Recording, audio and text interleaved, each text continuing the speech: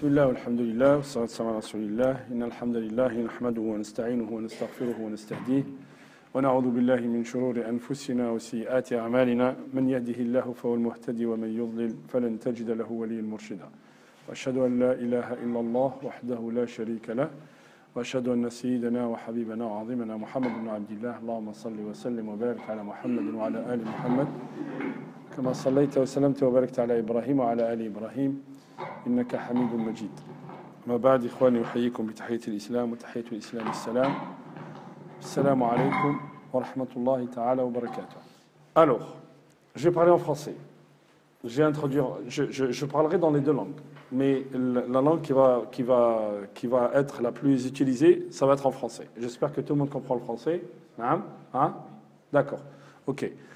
La première chose, c'est qu'on est entre nous, donc ça sera pas un monologue. Je vais pas faire un monologue où je vais parler pendant 1 heure et vous êtes là passif à écouter ce que je dis.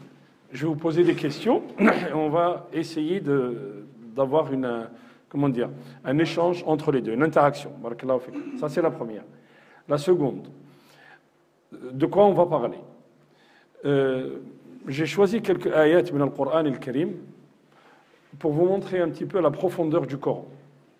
Pour vous montrer un petit peu le Coran qu'on entend et que l'imam récite ici ou ailleurs. Hein, que nous les musulmans, on lit le Coran, mais Allah subhanahu wa ta'ala dit dans le Coran أَفَلَا يَتَدَبَّرُونَ الْقُرْآنَ أَمْ عَلَى قُلُوبٍ أَقْفَالُهَا.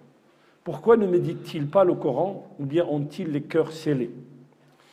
Et le Coran, Allah subhanahu wa ta'ala, quand vous lisez le Coran, par exemple, je vais vous donner un exemple. Allah subhanahu wa ta'ala dit dans Surat Ar-Rahman, il dit Ar-Rahman, Zid, Allama al-Quran, Khalaqa al-Insan. Ok. Ar-Rahman, le tout miséricordieux, il a appris le Coran et il a créé l'homme. Dans notre logique à nous, en tant qu'humains, il a créé l'homme et après il a descendu le Coran. Pourquoi Allah subhanahu wa ta'ala fait le Coran? Et vous allez voir que fait le Coran, Allah subhanahu wa ta'ala, quand il utilise fa, il n'utilise pas thumma. Quand il utilise waw, et des fois il n'utilise pas waw. Pourquoi? Je vous donne un autre exemple. Fait Surat Az-Zumar, Allah subhanahu wa ta'ala il dit Hatta idha ja'uha wa futihat abwabuha. Ok? Quand il parle de mushrikin, quand il parle de ceux alladhina kafaru, il parle de Jahannam, il dit Hatta idha ja'uha futihat abwabuha. Quand ils sont arrivés, les portes étaient ouvertes. Et quand il parle des musulmans, de ceux qui vont rentrer au paradis, il parle des croyants, ceux qui vont rentrer au paradis, il dit Hatta idha ja'uha wa futihat abwabuha. Là-bas, il n'a pas mis waw, et là, il a mis waw. Pourquoi? Et il y a plein de subtilités comme ça dans le Coran, et vous allez voir, on va découvrir, Inch'Allah, quelques profondeurs du Coran, et en fait, bi'idhnillah, c'est ce que je souhaite et j'espère, qu'Allah subhanahu wa ta'ala yaftah qulubana, il nous ouvre le cœur sur la profondeur du Coran. Et vous allez voir qu'il y a des significations qui sont vraiment très, très, très, très profondes, par lesquelles nous on passe, mais on ne se rend pas compte. Alors, je disais tout à l'heure, Allah subhanahu wa ta'ala fait Surat Ar-Rahman, il dit Ar-Rahman, Allama al-Qur'an, Khalaqa al-Insan. Il a appris le Coran et ensuite il a créé l'homme. Pourquoi, d'après vous? Dites-moi. Votre réflexion. Quand vous lisez, vous vous êtes jamais posé la question? Pourquoi Allah subhanahu wa ta'ala dit Ar-Rahman, Allama al-Qur'an, Khalaqa al-Insan? Normalement, c'est Khalaqa al-Insan, on va Allama al-Qur'an. Non? La logique. C'est notre logique à nous. Et pourquoi dans le Coran il dit Allama al-Qur'an, Khalaqa al-Insan? Vous savez? Oui. Peut-être que la création de l'homme n'a aucun sens sans la création du Coran. Barakallahu fik. Vous voyez, masha'Allah. Barakallahu fik. La création de l'homme, la venue de l'homme sur terre, n'a aucun sens. N'a aucun sens s'il n'y a pas le Coran. Allah subhanahu wa ta'ala, quand il nous a créés, l'homme yakhluqna abathan. Il ne nous a pas créés comme ça, et puis vas-y, allez, erre dans la nature. Non. Allah subhanahu wa ta'ala, il a écrit le catalogue de vie. Allah subhanahu wa ta'ala wada'a al-minhaj al-hayat, thumma khalaqana. Il a mis le catalogue de vie. C'est comme si je te donne un appareil, je te dis, tiens, tu ne sais pas quoi faire avec. Et bien l'appareil, avant de te donner l'appareil, je te donne quoi? Le catalogue, comment tu peux l'utiliser. Et vous avez toujours la notice d'utilisation quand vous achetez quelque chose. Donc, fait le Coran, Allah subhanahu wa ta'ala, pourquoi nazala le Coran? Nazala le Coran pour ça. Nazala le Coran pour que l'homme, il sache comment marcher sur terre. Il sache comment s'éduquer sur terre. Il sache comment ses relations doivent être avec les autres sur terre. Et sans le Coran, c'est l'anarchie. Et d'ailleurs, là où il n'y avait pas le Coran, c'était l'anarchie pendant des siècles. Pendant des siècles. Al-Qawiyu ya'kulu al-dha'if. Et quand Allah subhanahu wa ta'ala nazala le Coran, c'était quelque chose, yani une lumière. Quand on dit nourun ala nour, c'est pas rien. Et vous allez voir, ayyuha al-ikhwa. On vous dit en 1889, c'est ça, hein, je crois, la campagne d'Égypte de Napoléon. Ouais. Napoléon est allé en Égypte, il a ramené deux choses d'Égypte. On vous dit, enfin, globalement. Hein. Qu'est-ce qu'il a ramené? Il a ramené l'obélisque. Vous voyez, quand vous allez à Paris, la place de la Concorde, vous avez un grand obélisque comme ça. Ça, on l'a ramené dans les bateaux de Napoléon, on l'a ramené d'Égypte. Il a ramené quoi aussi? Non, il n'a pas ramené le Coran, non. Les esclaves, non. Non. Qu'est-ce qu'il a ramené? Il a ramené le Code civil. Je sais que ça peut vous paraître... Le Code civil français est extrait à 93, à 95% d'une charia al-islamiyya. N'en déplaise aux gens, c'est des thèses universitaires et des colloques qui ont été faits sur ça. Et celui qui veut des documents, je lui donnerai des documents. 93% du Code civil français est extrait de la charia al-islamiyya. Regardez, Allah subhanahu wa ta'ala fait le Coran, il dit هو الذي أرسل رسوله بالهدى ودين الحق ليظهره على الدين كله. C'est lui qui a envoyé son prophète avec la guidance ou la guidée hein, et la vérité pour qu'il le déploie, pour qu'il soit sur toutes les autres religions. Comment on comprend cette ayah? Cette ayah, elle a deux facettes. Elle a une facette في سورة التوبة et une facette في سورة الصف. Comment on peut comprendre cette ayah? Est-ce que l'islam va se répandre dans le monde entier? Non. Les ulama vous disent non. L'islam ne va pas se répandre dans le monde entier et tout le monde ne va pas devenir musulman. Sauf que le précepte de l'islam qu'on dénigre, un jour arrivera où les gens vont reconnaître que les préceptes de l'islam, ce sont ça les vrais préceptes. Je vous donne des exemples? Allez, je vous donne des exemples. Combien de fois on s'est moqué de vous parce que vous jeûnez toute la journée, que vous ne mangez rien toute la journée? Combien de fois? Moi, je me rappelle quand j'étais jeune, à la fac, à l'université, au lycée, quand je disais que je jeûnais, les gens, ils vous regardent bizarrement, ils vous disent, mais comment vous faites? Vous ne mangez pas de 6h du matin jusqu'à 21h, 22h, je ne sais pas, ça dépend où vous êtes. Vous mangez pas. Comment vous faites? Les gens vous disent ça, ils sont étonnés. Aujourd'hui, la nouvelle mode, vous savez ce que c'est? C'est de soigner les gens par le jeûne. Aujourd'hui, en Suisse, on met des gens en clinique, et c'est pris en charge par la sécurité sociale, en Suisse, en Allemagne. On met des gens dans des cliniques, et on ne leur donne rien à manger, on leur donne une soupe le soir. Et on les soigne par le jeûne. Et on vous dit qu'il y a des maladies qui ont guéri par le jeûne. On vous dit qu'il y a des gens qui avaient le cancer, et quand vous jeûnez, vous ne donnez rien au corps, la première chose que va faire le corps, qu'est-ce qu'il va faire? Il va manger les cellules qui sont malades déjà. On vous dit que des gens étaient... Mais, subhanallah, on vous dit qu'on a soigné de la tension artérielle par le jeûne. On a soigné des problèmes de cœur par le jeûne. Avant, on se moquait des gens qui jeûnaient. Mais maintenant, c'est devenu une thérapie. Je vous donne un autre exemple. Combien de fois on a dénigré les musulmans parce qu'on pouvait divorcer? Et combien de siècles le divorce était interdit en Europe? Et interdit par qui? Par l'Église. L'Église interdisait le divorce. Et d'ailleurs, si vous allez en Angleterre, l'Église anglicane a scindé avec Rome. Pourquoi? L'Église anglicane ne reconnaît pas le pape. Hein? Parce qu'à un moment donné, Henri VIII, qui était un roi d'Angleterre, voulait divorcer. Et le pape lui a dit non, ici on ne divorce pas chez nous. Ok? Et on a vécu comme ça pendant des siècles. Et aujourd'hui, est-ce que le divorce est établi en Italie ou pas? Wa alaykoum salam. le divorce est établi en Italie. Et maintenant, en France, quand il y a un divorce dans un couple, qu'est-ce qu'on va chercher?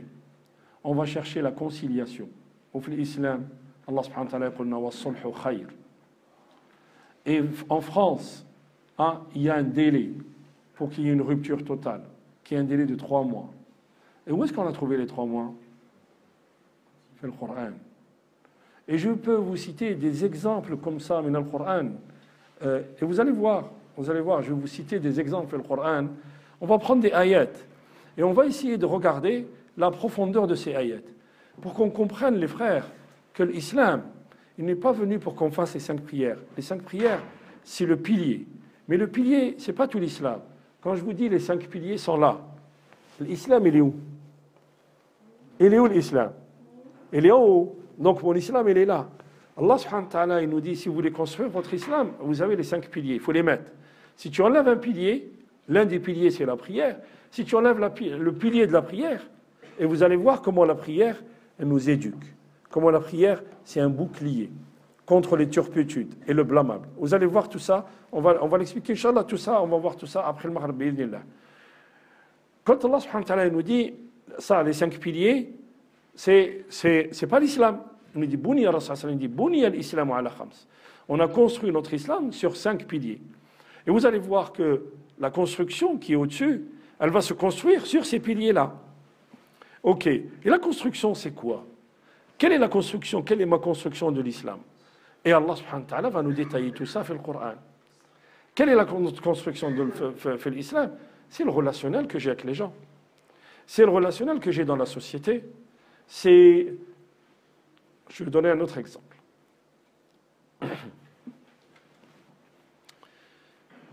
Quand vous faites l'usul, quand vous étudiez les fondements de jurisprudence en islam, vous apprenez qu'il y a différentes gradations de règles qui sont l'ahkam al-khamsa, l'ahkam shar'iyya al-khamsa, qui sont al-wajib wal-mandub wal-mubah wal-makruh wal-haram. Tout ce que vous faites, tout ce qu'on fait correspond à une règle juridique de l'islam. Cette règle juridique, c'est soit une obligation, soit une recommandation, soit quelque chose de licite, soit c'est une répréhension, la makruh, soit c'est un interdit. Vous suivez les frères? Ok. As-salat, c'est quoi? C'est fard, c'est une obligation. D'accord. Quand je rentre à la mosquée, je fais 2 raka'at, c'est quoi? Recommandation. Barakallah fik. Quand je gaspille l'eau, quand je fais le wudu, c'est quoi? Haram? Non, makruh. Ok? Si je bois de l'alcool, c'est quoi? Haram. Éduquer mes enfants, c'est quoi? Wajib, c'est une obligation. Barakallah fik. Respecter les règles dans la mosquée, c'est quoi? Wajib. Vous voyez, tout ce que je fais, ça correspond à une règle. La télévision, c'est quoi? La télévision, regardez la télé, c'est quoi? Haram, non. La télévision, c'est mubah. C'est ça que ça veut dire mubah? Licite. Ni tu es récompensé. Alors la définition, c'est quoi? Al-wajib.